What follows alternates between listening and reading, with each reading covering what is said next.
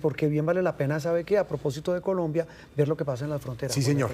En las fronteras nuestras con Venezuela, en la zona limítrofe. De las que hablaba María Emma en este momento, Sí. esa frontera de 2.000 kilómetros. Imagínese. Pues luego de la captura de Maduro, las familias de varios colombianos presos en Venezuela pidieron su libertad. Daniela Pachón, ¿qué saben las familias de los detenidos?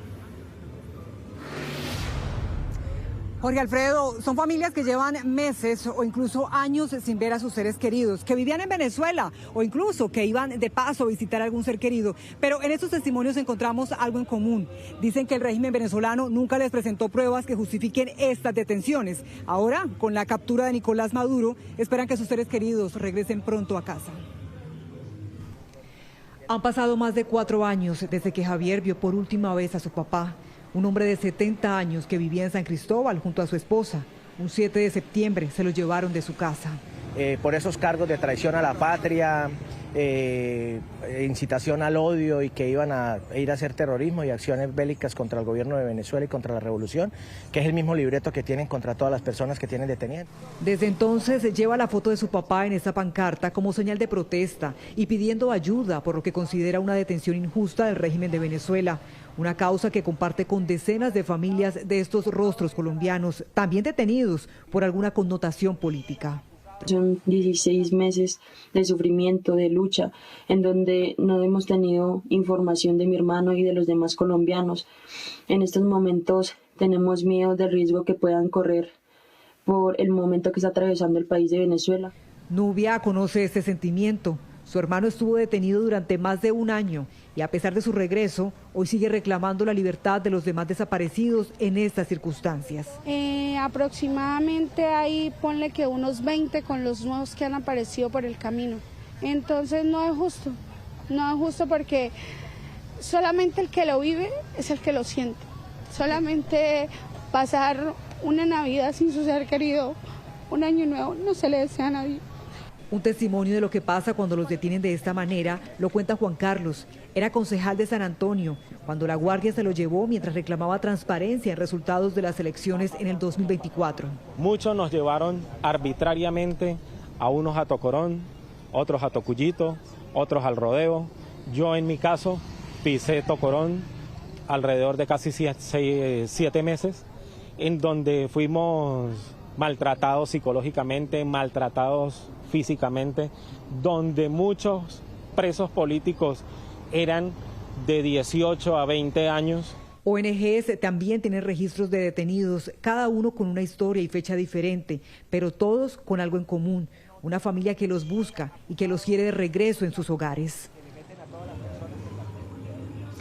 Y a propósito de esos sentimientos, de esas emociones por las que pasan en este momento los venezolanos, hoy las autoridades católicas en Cúcuta se pronunciaron en medio de una Eucaristía especial. Y en el siguiente informe, mi compañero Carlos Barragán nos habla de ese llamado a la solidaridad con los migrantes que hizo la Iglesia. Después de un fin de semana lleno de acontecimientos, hubo tiempo para orar en la frontera. En la iglesia El Divino Niño de la llamada Parada, el padre Fabián Stapper hizo un llamado a la fraternidad con esos venezolanos que quieran retornar a su país o los que quieran salir y pasen por aquí. Seguramente por aquí vamos a recibir nuevamente a muchos venezolanos retornados. Salieron con una ilusión, han vivido una experiencia, pero retornan con una ilusión nueva, con una esperanza nueva. El sacerdote habló de fraternidad y recordó cómo la iglesia y sus feligreses han atendido estos fenómenos migratorios. Tuvimos aquí la experiencia con la Divina Providencia, donde se repartían diariamente 3.000, 4.000 almuerzos calientes para los venezolanos migrantes. Y luego en los puntos hasta Pamplona, en la vía, la pastoral social de la diócesis de Cúcuta tenía lugares para ofrecer refrigerio. Y si eso regresara o pasara, estaríamos nuevamente en esa misma disposición. Claro, estamos dispuestos a acogerlos, a servirles, porque la caridad no tiene fronteras y todos somos hermanos. En la Catedral de San José de Cúcuta, el mensaje también fue de solidaridad con los venezolanos. Siempre somos hermanos, es una frontera sin líneas, es una frontera donde las mismas familias convivimos.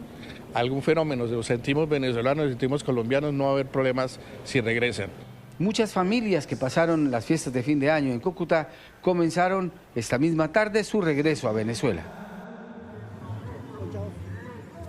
Son las 8 de la noche, 21 minutos. Ya fue cerrado el paso aquí en el Puente Internacional Simón Bolívar, como ocurre todas las noches. Pero este no es el único paso terrestre que tiene Colombia con Venezuela. En La Guajira, en Paraguachón, también hay una comunicación muy importante. Allí sí estuvo cerrada la frontera ayer. Hoy decidieron abrirla nuevamente y mi compañera Stephanie Valencia nos cuenta cuál es la situación a esta hora. Stephanie.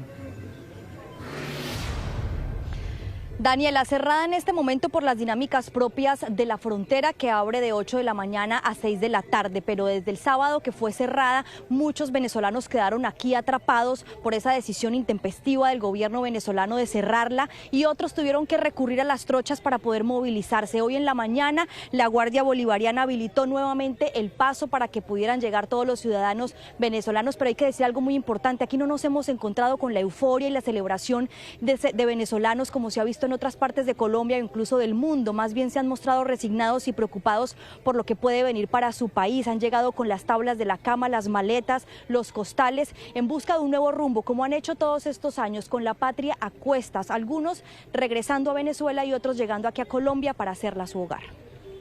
Lo que pasa en la frontera, Stephanie Valencia, Daniela Pachón, estaremos con ustedes de nuevo en las próximas emisiones, 8:23 minutos. Gabriel Silva, a propósito de este tema, hoy los colegas de Blue Radio obtuvieron una información de inteligencia militar según la cual, después de lo que pasó en las últimas horas en Venezuela, la intervención militar de Estados Unidos, la captura de Maduro, varios de los cabecillas del ELN, de las disidencias, se estarían devolviendo a territorio colombiano. Usted mencionaba ese cóctel tan complejo que se puede volver, sobre todo en época electoral. Y es extremadamente difícil lo que puede llegar a ocurrir, mucho más si el presidente Trump sigue adelante con estas amenazas y las vuelve realidad. Claramente, Colombia es un país que tiene una presencia activa de grupos armados, como todos sabemos, pero estamos en un momento en que, por ejemplo, las decisiones de la paz total que ha tomado el presidente, que le dan unos espacios casi que de tregua al Clan del Golfo, son totalmente inoportunas. Creo que tenemos que tener mucho cuidado, tanto los candidatos como los ciudadanos y el gobierno, de no meterle combustible a la polarización en torno a esta situación. Es muy complejo y por eso decíamos que esto se sabe dónde empieza, pero no dónde termina.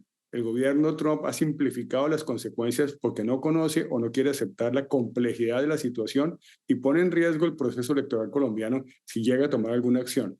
Claramente el ELN, el Clan del Golfo y otros grupos actúan de manera coordinada en este momento ante la amenaza común que es los Estados Unidos. Eso los puede llegar incluso a coordinar a pesar de ser enemigos a muerte en muchas de las zonas que se disputan. Doctor Gabriel Silva, gracias por haber estado en este especial de Noticias Caracol, por sus opiniones. María Emma, frente a lo que dice el doctor Gabriel Silva, la parte diplomática, lo que está pasando de Colombia hacia afuera, cómo manejar la situación con Venezuela, pero también con Estados Unidos. Es que escuche lo que acaba de decir el presidente Trump en su viaje desde la Florida a Washington. ¿Cómo manejar diplomáticamente esta situación? Sí, es completamente impensable que un presidente de Estados Unidos pudiera tener una actitud con uno de sus socios estratégicos hemisféricos, porque Colombia ha formado parte, dijéramos, de la buena diplomacia conjunta. Yo espero que eso nos rescate, esa presencia bipartidista todavía, esa calidez hacia nuestro país por parte del Congreso, instancias que tal vez no existen en el lenguaje, dijéramos, del Ejecutivo en este momento, del presidente de la Casa Blanca y del presidente, pero todavía hay una oportunidad que sobrepase las instancias del presidente Donald Trump y del presidente Petro. Estamos exactamente a 2 meses, Jorge Alfredo, de que tengamos elecciones legislativas y a 4 meses de que tengamos elecciones presidenciales, 5 meses. Así que nuestra posibilidad es más bien una posibilidad positiva frente a Estados Unidos y, por supuesto, tenemos que tener un papel más activo en la búsqueda de una transición como la que estamos teniendo con Venezuela. Pero María Emma, Es lo políticamente correcto, pero uno ve los trinos del presidente Petro, lo que mencionaba Gabriel Silva, y pues de diplomacia pocón, excúseme la expresión tan coloquial. Pero ¿qué tal de la contraparte? Dijéramos, esa rueda de prensa. Así que, bueno, eso es cierto, ni el uno ni el otro, la noche oscura, la vaca negra, imagínense. Sí, totalmente, y creo que hay unas instancias que nos pueden ayudar, que son precisamente pues esas que existen alrededor de la infraestructura, del comercio, de la diplomacia, de verdad. Vamos a ver qué pasa mañana en el Consejo de Seguridad, convocado ni más ni menos que por Colombia. Pues imagínense la medida de aceite a la ONU. Doctora María Emma, gracias. Nos vemos pronto. A ustedes. Gracias. María Emma Mejía. Roberto Denis, para el cierre, lo que dijo Trump también en ese vuelo estuvo movidito. Movido, de regreso de Florida a Washington. Habló todo el vuelo. Sí, y sigue hablando. Sí, sigue hablando. Pero lo que dice sobre Venezuela, dice, tenemos el control, queremos manejar todos los recursos y Delcy Rodríguez está haciendo lo que nosotros decimos. Sí, claramente se reafirma en lo que dijo ayer en su rueda de prensa, eleva el tono de lo que supuestamente quieren hacer en Venezuela, eleva el tono también de la amenaza porque dice que si Delcy no cumple, si Delcy Rodríguez no cumple, no descartan un nuevo ataque, pero yo creo que así como es ingenuo creer que hay una transición perfecta. Yo creo que a mí me resulta muy ingenuo creer que Delcy Rodríguez desde mañana al lunes se va a dedicar sencillamente a cumplir órdenes de Donald Trump. Eso yo lo veo poco viable. Y sigue faltando el cómo. Y sigue faltando otro elemento muy importante, que es el deseo de cambio y de la vuelta a la democracia de los venezolanos, que no lo estamos viendo. Usted lo menciona, Roberto. Gracias por estar con nosotros. A ustedes. Muy amable. Roberto Denis, periodista venezolano, director de Armando Info. A los venezolanos, Jorge, que para nosotros, para todos, deben ser lo más importante, porque ellos son los que sufren y han sufrido lo que ha pasado en 25 años de chavismo y ahora en esta transición tan confusa. 8 millones que han salido. Imagínense, es clave oírlos. Con esta declaración nos vamos, Jorge, con lo que dicen los venezolanos. Los venezolanos, la gente de a pie, el sentimiento, la tristeza, la incertidumbre, la familia. Con esto nos vamos. Nos vamos.